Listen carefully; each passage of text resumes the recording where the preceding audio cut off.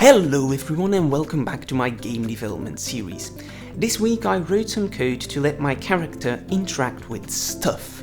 And stuff could literally be anything from opening a door to picking up an object to pushing a button, you name it.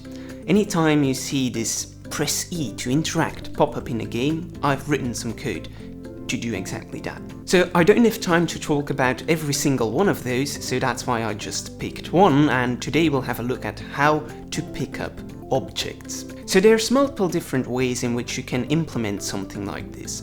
You've got the easy way, which is just walking to the object, pressing a key, and then the object magically disappears, and that's it, you've picked it up. As I said last time, I like a bit of detail in my game, so I made a system that will play an animation when you pick up an object, but not just any animation. The animation will change depending on where you're standing relative to the object. So if the object is lying to the right of you, you'll pick it up with your right hand. If it's lying in front of you, you'll pick it up in front of you. So let me quickly demonstrate that system. The blue dot in front of the player represents the object he can pick up. And when we get close enough to it, you'll see this tooltip pop up. And I can of course change the text to whatever I want. For example, this. Now, when I press E, the character will pick up the object, and since his left hand is the closest to the object, he'll use his left hand. Now, if we change our location a bit, so the right hand is the closest to the object, he'll use his right hand to pick up the object.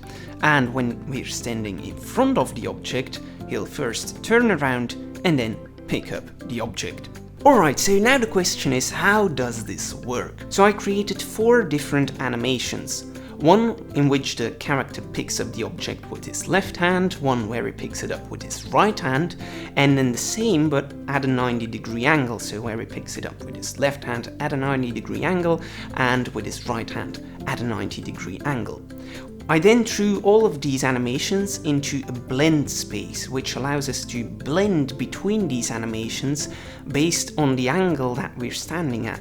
So that gives us also all the in-between positions and not only the 90-degree and the in-front angle. With that set up, all that's left to do is to actually calculate that angle.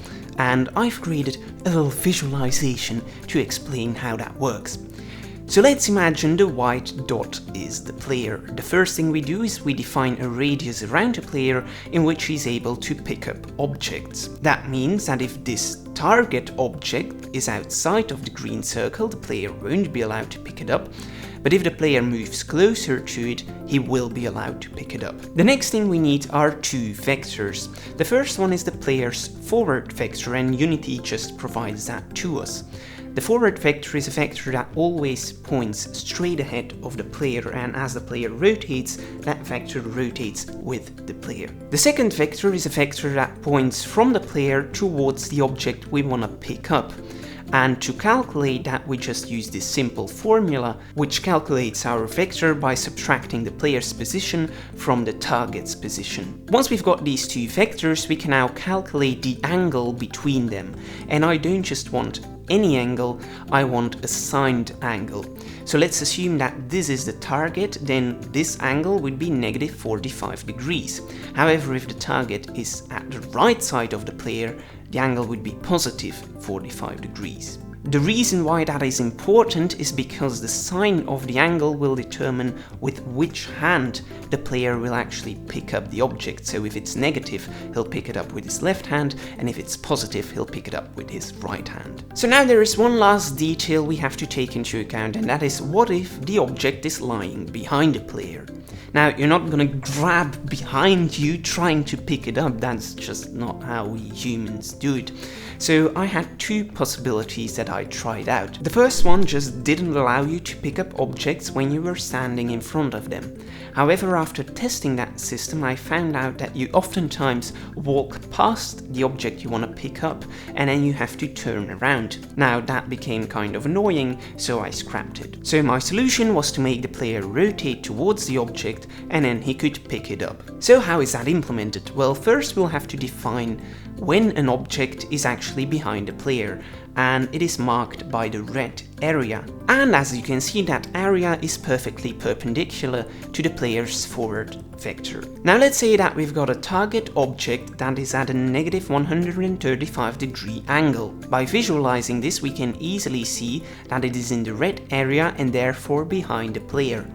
However, if we want to let a computer take action based on it, we have to tell it how to actually calculate it himself. It turns out that's not too difficult to do, we just use this simple formula. What it does is it takes the angle and calculates its absolute value. The absolute value makes negative values positive and keeps positive values positive. So in our case, with an angle of negative 135 degrees, the absolute value of that would be just 135.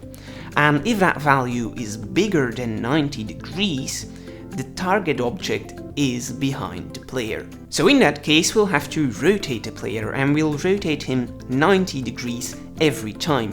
The only question is, in which direction should we rotate? To the left or to the right? And we determine that based on the sine of our original angle.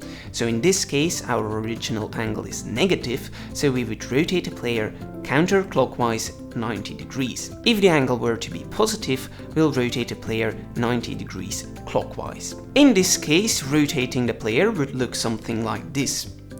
Notice that the red area is still perpendicular to the player's forward direction, and the target object is now no longer behind the player, which means that now the player can just pick up the object with his left hand at a negative 45-degree angle. Alright, perfect, that is all there is to it. If you're interested in the code, I've got you covered, there's a link to it in the description below. If you've got any questions, then feel free to join us on Discord. Every week I work on a bunch of stuff, and there's only just a few things that get finished. I don't know what I'll finish next week, but if you don't want to miss the video, make sure you subscribe to the channel and hit that bell icon. If you enjoyed this video, then please give it a thumbs up, and I'll see you all next time. Goodbye.